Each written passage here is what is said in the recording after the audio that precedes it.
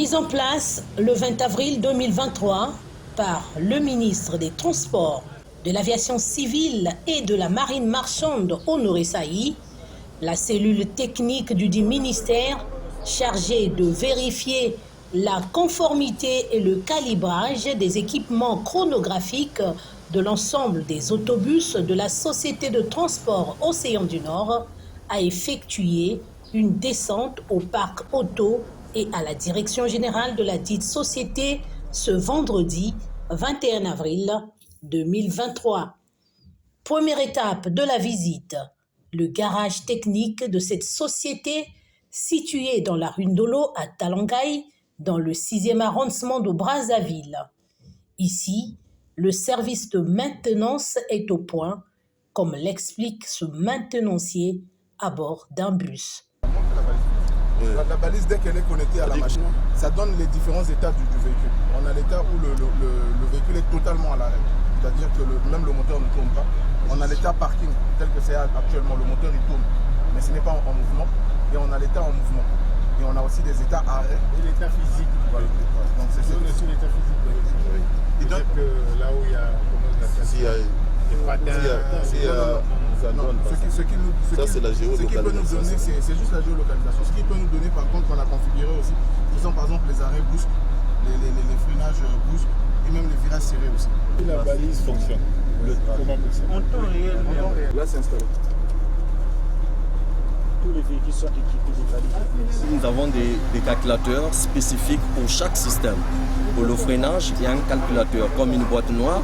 Pour le système de moteur, gestion moteur, il y a un calculateur spécifique. Pour l'accélérateur, il y a un calculateur spécifique.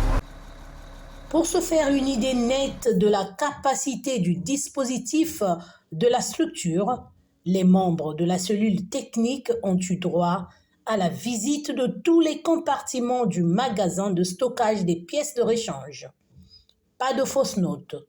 Ici également, tout y est. Mais il faut rechercher les causes de la récurrence des graves accidents enregistrés ces derniers mois par la société Océan du Nord. À Mikalou, sur l'avenue de la Tiémé. Ici également, tout est parfait. La société est équipée d'un système informatique avec GPS de localisation qui permet d'identifier les véhicules en plein trajet. Nous avons un projet où nous filmons tous nos différents sites. Là, par exemple, on a mis en place un serveur qui va nous permettre donc de suivre ce qui se passe dans notre agence et on va déployer ça dans toutes les agences pour régler les contentions que nous avons quelquefois avec les clients. La plateforme qui reste là en temps réel. Donc, vous pourrez remarquer que sur cette plateforme, on le laisse toujours en temps réel, bien que nous avons nos propres équipements. Parce qu'au-delà du fait que nous devons gérer la plateforme, ces équipements-là servent vraiment pour travailler. Parce que ça nous permet de façon rapide et de façon ramassée de savoir où est-ce que se trouve la flotte de 5 jours. Donc généralement, dans notre principe, avec le management, on s'arrange à ce que nos véhicules effectuent toujours les voyages de façon groupée. C'est ce qui fait que vous allez remarquer qu'ici, il y a un bloc en bleu qui signale 4. Ça veut dire qu'à l'heure actuelle, il y a 4 véhicules qui sont en train de partir sur le nord. Chacun sa destination quelquefois, mais ça signale. C'est juste que sur la route nationale, il y a des zones qui ne sont pas couvertes par le réseau.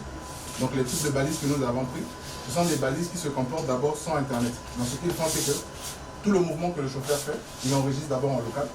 Et après, dès qu'il arrive à trouver le signal, il nous envoie l'information. Ça, c'est ce qu'on appelle par des... C'est une sonde pour le carburant. Une sonde pour le carburant. Par exemple, on a constaté aussi que quelquefois, il y a des incivismes, il y a quelques personnes qui vendent parfois le carburant en chemin. Et donc, la balise qu'on a la possibilité de communiquer avec la carte mère du véhicule pour savoir combien de litres il reste. Mais cette sonde-là, elle est encore plus exacte. Dans ce sens où on peut perforer efficacement le réservoir et ça communique encore avec la balise. Donc du côté département informatique, on essaie vraiment de tout mettre en place pour avoir des systèmes technologiques pour contrôler, accompagner. Avec Coach Monseigneur, un chauffeur qui fait par exemple 60 alors que nous on a dit que c'était 40, on a la possibilité normalement d'arrêter ce véhicule. Mais on ne préfère ne pas le faire. Pourquoi? Je m'explique. Supposons par exemple quand on arrive au parc de Djana, quelquefois il y a des éléphants qui sortent. Donc un chauffeur peut arriver, il se rend compte qu'il y a un éléphant qui sort qui est agressif. Donc quelquefois pour sauver des vies, il peut décider donc d'accélérer et peut-être même dépasser la géofrance par exemple de 60.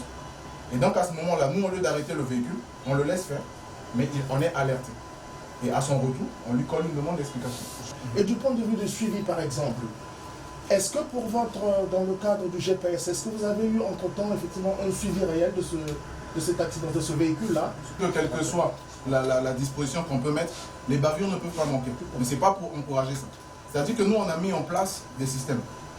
Mais quand on remarque quelque chose, on sanctionne. Ce qu'on a, on a plusieurs types de vues sur la plateforme. On a une vue générale et on a une vue spécifique. C'est que s'il y a un souci, facilement je peux savoir où le souci se trouve.